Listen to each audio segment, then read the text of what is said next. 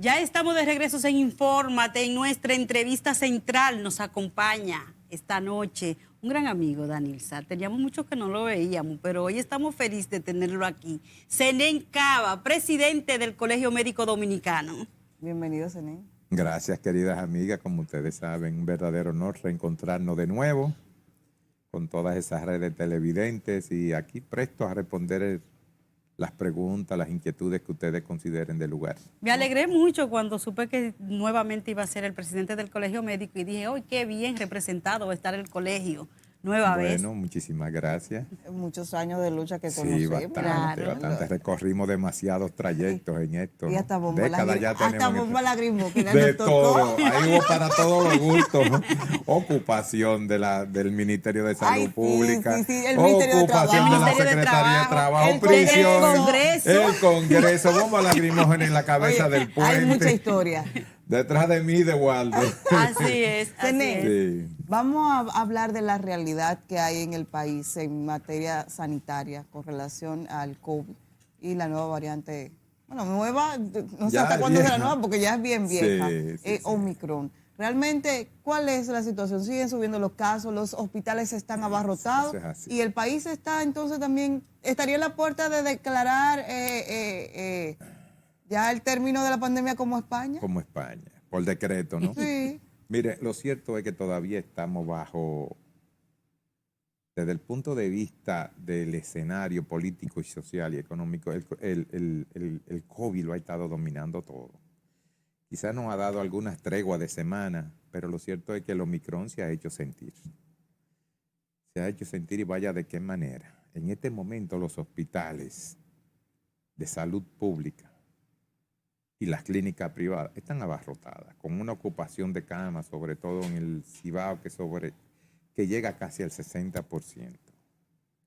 Y las camas de intensivo rondan el 60 y pico por ciento. Se dice que en el Cibao todavía es más alto. Hay una ocupación casi total. En esas circunstancias, y esto, en aquel momento, los afectados, hablamos de las primeras variantes, la variante ancestral, como le llamaban a la alfa, que era la primera, estaban ocupadas un buen por ciento y no había niños afectados. Pero ahora el Robert ya está abriendo nuevos espacios porque está lleno. Las estadísticas de niños. Altísima. Hay una ocupación total. Todavía no se han medido con propiedad, pero sí le puedo decir que el hospital Arturo Grullón está abriendo nuevas camas. El hospital antituberculoso de niños, que está en la parte alta de la capital, abriendo nuevas camas. Y así por el estilo. El Santo Una Socorro. Enorme cantidad de niños Santo Socorro, contagiados. ¿verdad? Sí, el Santo Socorro. Contagiados. ¿Y qué decir de los adultos? Por ejemplo, yo le puedo decir de una clínica, el Centro Médico UCE. En principio tenía unas 17 a 20 camas. Ha tenido que abrir 50 camas y están llenas. ¿Ahora mismo? Sí, ahora mismo. Y la emergencia también, con muchísima gente. Y así están todos los hospitales públicos, las UNAPs, que son las unidades de atención primaria, y así por el estilo. Y un gran ausentismo laboral que ustedes lo han sentido donde quieran. Sí. No nos hemos escapado a nadie. Hay más de 1,000 médicos que se han contagiado y un número similar de enfermeras o superior. Es decir, es una situación verdaderamente tétrica. Zenén, entonces, en aumento tú dices los niños con el COVID. Con COVID, la gente joven, tienen una vida social más activa. Entonces, se vacunaron menos. Entonces te escuchamos a ti decir que tú estás de acuerdo con que las clases se den presenciales. Sí, hay muchísimas razones. Eso fue en un principio. Ya la propia Asociación Dominicana de Profesores decidió que van a retornar el 25, el martes 25, creo. ¿Y es factible esto? Sí, porque la gente cree, mire, desde el punto de vista estadístico, los niños se contagian menos en las escuelas que en los propios escenarios. Cuando hablo de las escuelas, quiero decir que una cosa es una escuela de clase media, media alta y una escuela de pobres, las escuelas de los barrios. ¿Qué pasa en los barrios? Son cerca de 2 millones de niños. ¿Qué pasa en los barrios? Hay que tomar en cuenta unos determinantes sociales. Primer determinante, la mayoría de los matrimonios dominicanos son monoparentales. La mayoría de las familias dominicanas tienen 5 personas, papá, mamá y 3 niños. En el caso de los monoparentales son 4, porque la mayoría de los casos el padre no está. Muy ocasionalmente es la mamá la que no está en el matrimonio. Cuando esa madre, el 60 al 70% de los dominicanos vive de la economía informal, en la búsqueda del día a día, en las calles, lo que aparezca.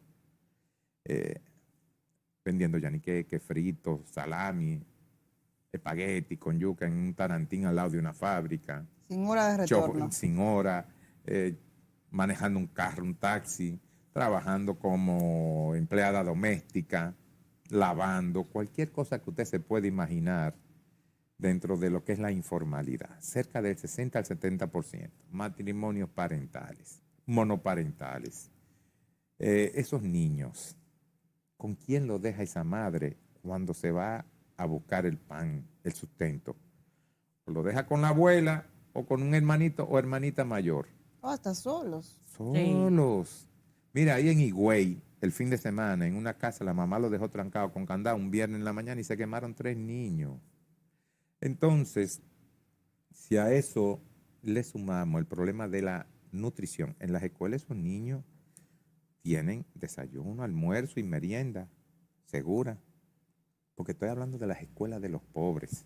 Esos niños no tienen... Miren, salieron unas estadísticas la semana pasada en donde la virtualidad solamente le llega al 17% de los dominicanos que tienen internet. El 83% de los dominicanos no gozan de esa tecnología. Entonces, ¿cómo tú le hablas a un niño pobre de virtualidad? ¿Cómo tú le hablas a un niño pobre de cúbrete? ¿Quién lo va a cubrir? La hermanita mayor, la abuela. Cuando le dejan 3 muchachitos chiquitos, esos niños son niños de las calles. En las escuelas, ciencia, y estudios que se supone que han hecho. De toda esta ola de COVID. Son grandes vectores y grandes mejoras sin de cuenta en las escuelas. Pero no es lo común. Decir, la gente se contagia. No se van a contagiar. Se ha determinado que de un 3 a un 5% mayormente los niños se contagian en la escuela. Es lo que ha pasado en Estados Unidos, en España. Entonces, partiendo de eso. Pero ahora mismo, los hospitales de niños, como le acabo de decir, están llenos en estadísticas. Yo digo, basado en la casa. El presidente de la sociedad de la ADP afirmó recientemente que había más de 10,000 profesores contagiados. ¿Dónde fue? Entonces, hoy discutíamos en el colegio médico con la Sociedad de Medicina Interna, con los vacunólogos del país, con la Sociedad de Pediatría y algunos asesores como Clemente Terrero, Jorge Soto, sobre esta situación y acordamos que esta semana que va a transcurrir es muy importante porque te permite ir viendo el comportamiento de la sociedad en términos de COVID. Los profesores van a entrar ahora el martes, pero uno dice, ¿y si los números siguen altos? ¿Hasta dónde vamos a esperar? Pero si siguen altos hasta marzo. Mire, como les decía, el virus entró por Italia a principios de diciembre. Ya enero anda más por la mitad. Italia reportó ayer 124,000 personas. Entonces, no van a entrar nunca. Los niños están sufriendo muchas cosas en las casas. En primer lugar, están hartos. Están hartos. Hay vejaciones contra esos niños. Actos de pedofilia, de violaciones que se disparan en los tiempos de pandemia. Pedofilia, violaciones, incesto, maltrato infantil, golpeo. Hay otros factores que lo podrían afectar más que el COVID. Muchísimo más.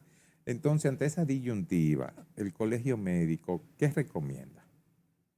Este ministro de Educación tan cuestionado por esa gestión tan controversial que viene haciendo, tiene que procurar que en las escuelas haya alcohol, haya agua corriente, se tengan mascarillas para los niños y los docentes.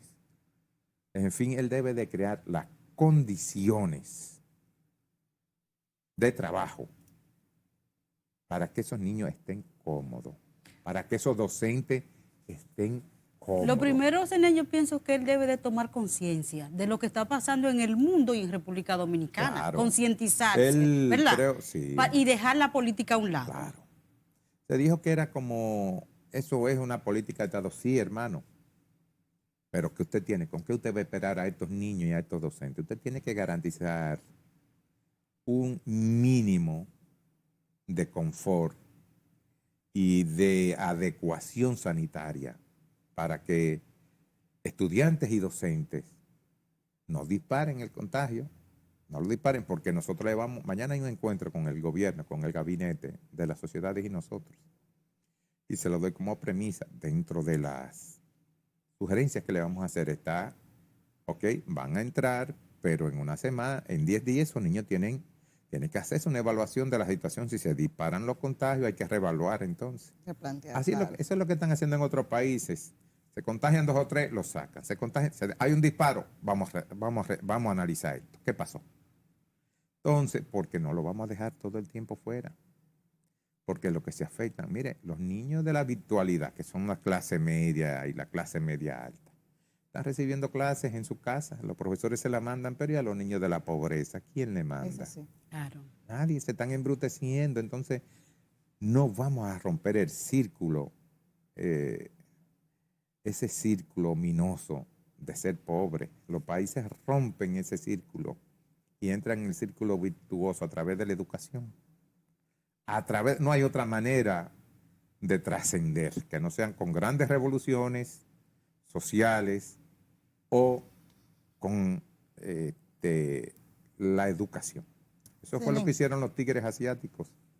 El desempeño del gobierno frente a esta quinta ola dominada por la variante Omicron en República Dominicana, ¿cómo lo evalúas? ¿O entiendes Yo creo que el gobierno sí. se cansó de luchar contra el COVID? Sí.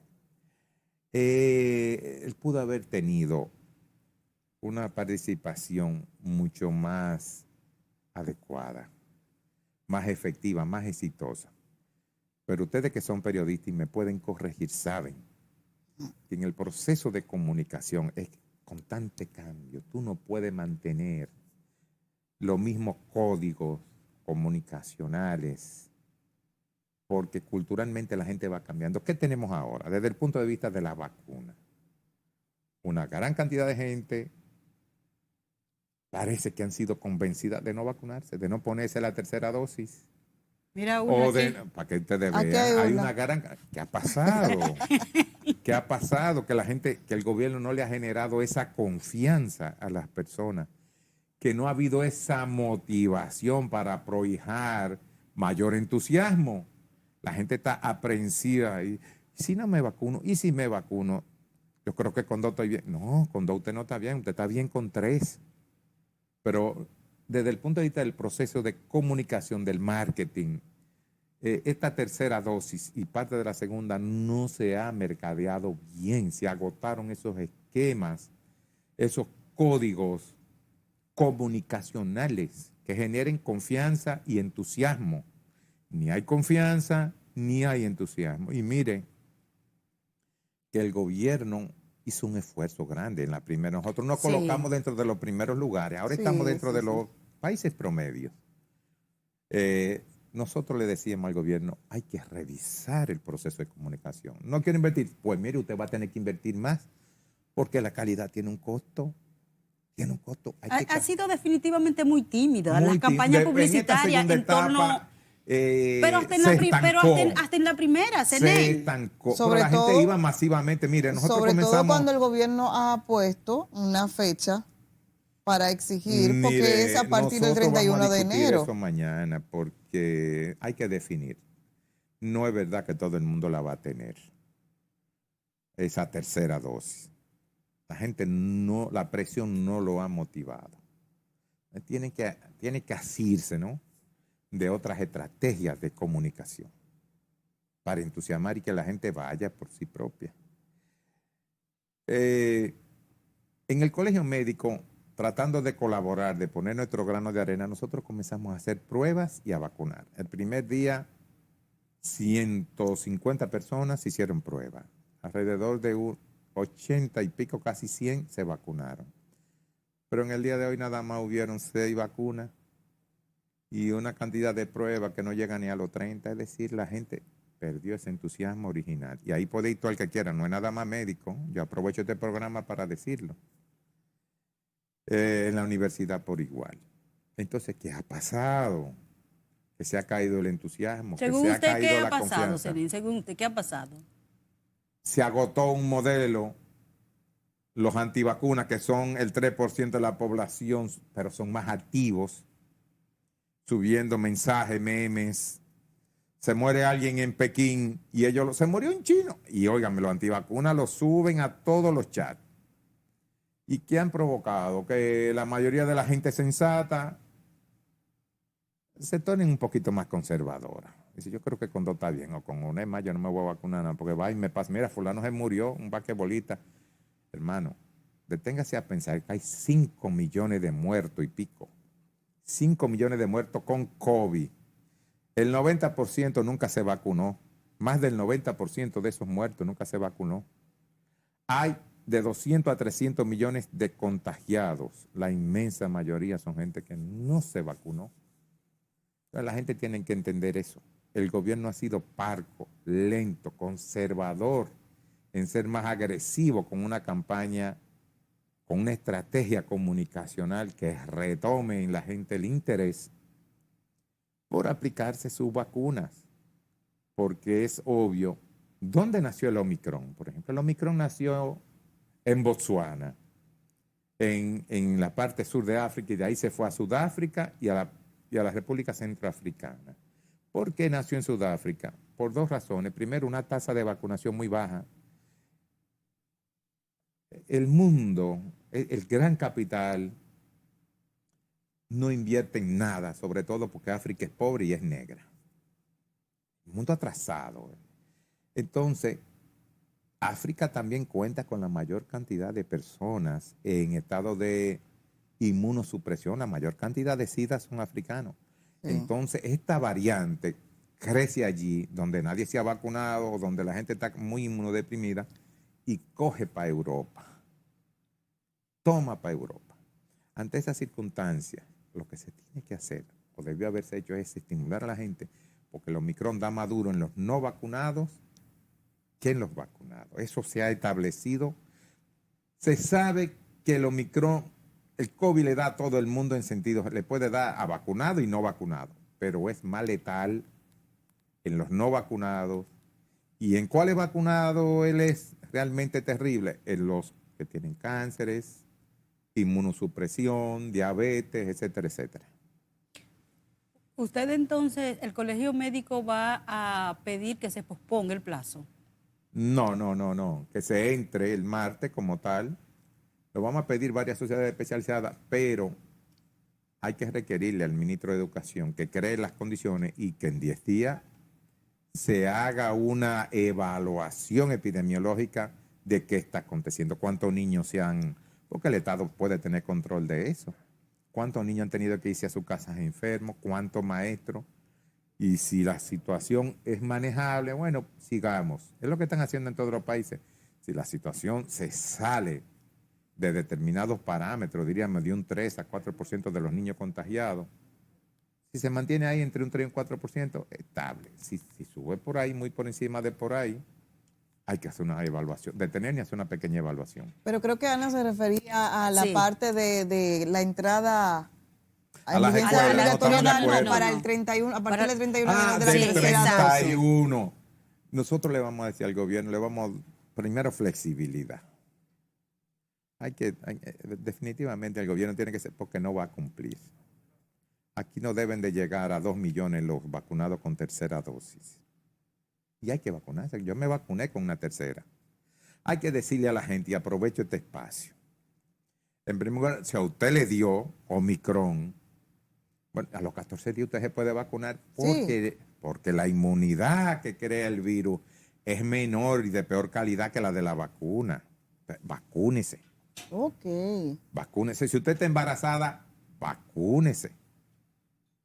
Si usted no sabe si fue COVID que le dio, si fue la influenza, si fue, como le está llamando a la gente al Omicron, me dio una gripe mala. mala. Una gripe mala. La gripe mala. La gripe mala es el COVID. Claro. Entonces, si le dio espere 14 días y vacúnese. Porque la inmunidad que le va a dejar la llamada gripe mala no es mala, pero no es mejor que la de la vacuna. Entonces, póngase su vacuna. Las estadísticas, ¿cómo lo están manejando aquí, CNE? De acuerdo a ustedes. Mira, colegio, todas que- las que manejan estadísticas, sobre esto. todo la nuestra, tienen su registro, dicen que de más de un 50%. Y yo lo creo. Yo lo creo que aquí hay un subregistro, pero son los números que nos proporcionan y tú no vas desde el punto de vista empírico a decir, no, eso no es cierto porque no tengo cómo demostrar. Lo que digo es que desde el punto de vista de ese rango que miden los estadistas, el subregistro dominicano siempre ronda el 40 al 50%. Si te dicen, en este momento estamos por encima de 500,000 de contagiados, ay, pero por Dios. Señores, no me digan que nada más tenemos 500,000. Aquí andamos hace tiempo, todo el mundo sabe que andamos, pero muchísimo más. Solamente con este Omicron, la cantidad de gente todo el mundo en su casa, y ustedes lo saben porque estábamos hablando de Claro. esto fuera de cámara. Y que no se ha preocupado por Hay saber si es 3 o COVID en 4 verdad. personas, miren, están muriendo inclusive personas en su casa que no quieren coger para los hospitales porque están llenos y entonces le acontece porque son vulnerables y entonces se mueren en su casa. Eso no lo cuenta nadie. Eso no lo cuenta nadie. Eso no son parte de la estadística de nadie.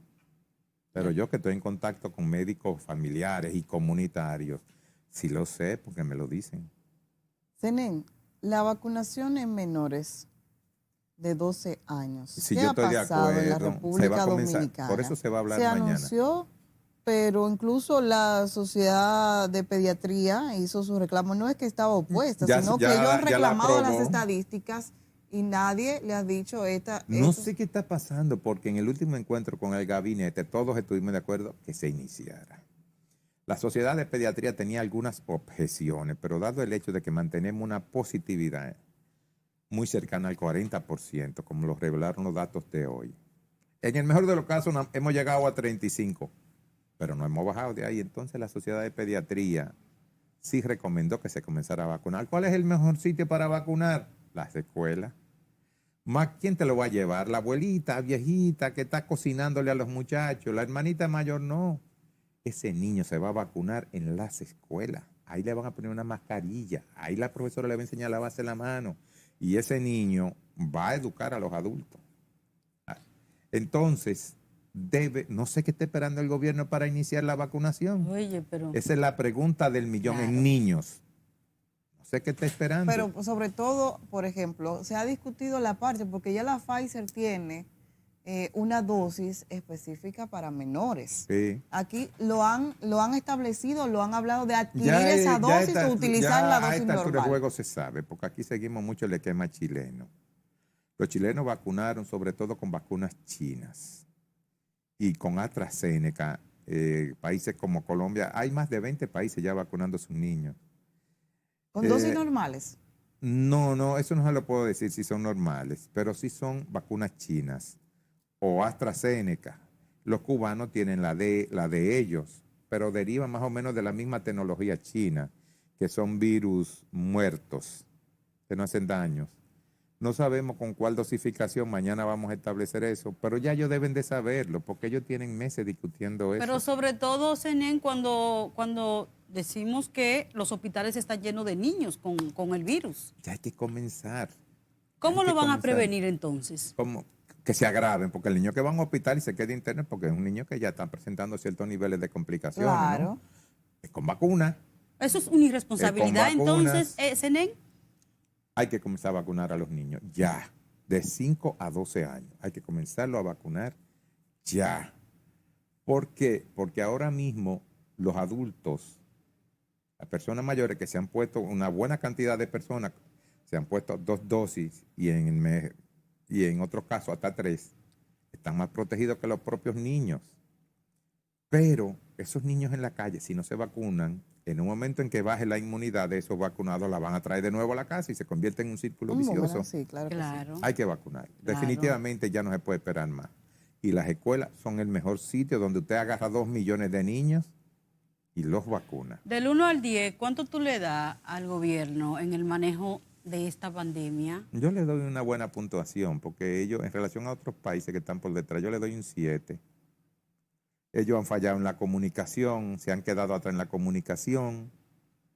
Hay una situación que tienen que resolver. Las embarazadas la están llevando todas al Marcelino Vélez. Ninguna clínica quiere trabajar con embarazadas. Y entonces yo me topé con un ginecotetra hoy que me dijo, una señora de Abolengo, ninguna clínica la aceptó. Ahí no valieron los millones de chanflán. Porque tenía COVID y estaba Tuvo que embarazada. parir con pobres. Eso dejó una lección, social y una anécdota a la vez. Tuvo que parir con pobres al Marcelino Vélez porque se la pusieron en China, en ¿Pero varios por centros qué privados. los centros privados no quieren aceptar a esos pacientes? Porque se están manejando muchos conceptos errados. Porque las embarazadas con las variantes anteriores se enfermaban y se morían, ustedes lo saben. Ellos no quieren asumir mortalidad sí. y complicaciones.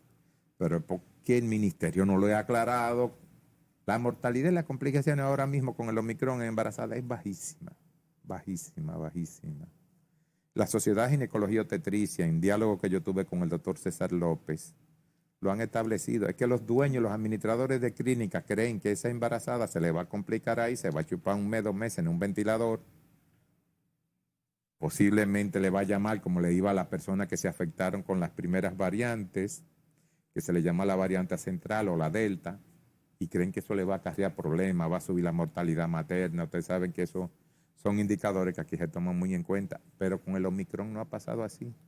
Entonces, el Estado debe de manejar esa situación de las embarazadas, que abra la maternidad de Los Minas, recibir de nuevo pacientes COVID, que abra la maternidad Almanzar de Villamella, que es muy buena y muy bonita, que comience a recibir pacientes de COVID, que muchos centros privados comiencen a habilitar áreas de COVID, igualmente para niños. Aquí niños nada más están recibiendo el Robert Reed, niños están recibiendo el Hospital Antituberculoso Santo Socorro y la Plaza de la Salud, porque para usted recibir un niño con COVID, con cierto nivel de complicaciones, usted tiene que tener una unidad de intensivo, Sí. obligado. Entonces, esa es una situación que también tiene el gobierno que comenzar a resolverla. Tienen, fuera de lo que es el COVID, ¿cómo está el sistema de salud dominicano? Muy mal. Y la relación de ustedes con el gobierno. Bueno, la relación con el gobierno. El gobierno manejó unas relaciones muy buenas con el doctor Waldo Ariel Suero, que es el fedallín del Colegio Médico, es decir, es el guerrero por excelencia. Waldo consiguió muchas conquistas con este gobierno. Mejoró la situación de los pensionados en sentido general y muy sustancialmente. El gobierno logró llevar a los pensionados de salarios miserables de 10,000 a 20,000, casi hasta 50,000. Todavía hay un grupo grande de relegados que tenemos que discutirlo el presidente y el gabinete de salud y nosotros. Waldo consiguió un aumento general de 30% para los médicos, discutió con las ARS. El gobierno fue consecuente con la situación de los médicos. Nosotros le estamos reclamando mayor atención para los médicos, sobre todo hacer concursos, porque hay muchos médicos, hay un gran desempleo médico. Hay muchos médicos que terminan y están en su casa sentados o haciendo cualquier cosa menos salud, en un país donde se necesitan más médicos, sobre todo en el interior, pero son tan bajos los salarios que nadie se entusiasma para ir allá. Prefieren mejor vender China. Exactamente. Entonces, esa es una realidad social que el gobierno tiene que estudiar con nosotros y buscarle salida en el mayor de los casos. Pero podríamos decir que en sentido general, este gobierno se ha manejado bien. Los hospitales, voy a los hospitales ahora. El gobierno anterior dejó muchos hospitales en condiciones de virtual desmantelamiento. pero este gobierno no ha hecho la gran cosa. El AIBAR todavía no se ha entregado formalmente. Siempre dicen que vamos a comenzar en el mes que viene. El padre Villini todavía está durmiendo el sueño de los justos. Y así hay muchísimos hospitales en el interior, no solamente en condiciones de término medio, en términos de la estructura, sino también en términos de medicamentos, de insumos y de instrumentos dañados. Todavía hay muchas quejas de los hospitales, todavía, en términos de la atención al paciente, de los laboratorios, de los medicamentos, todavía hay muchas quejas. Zenén, ya no están diciendo que... Bueno.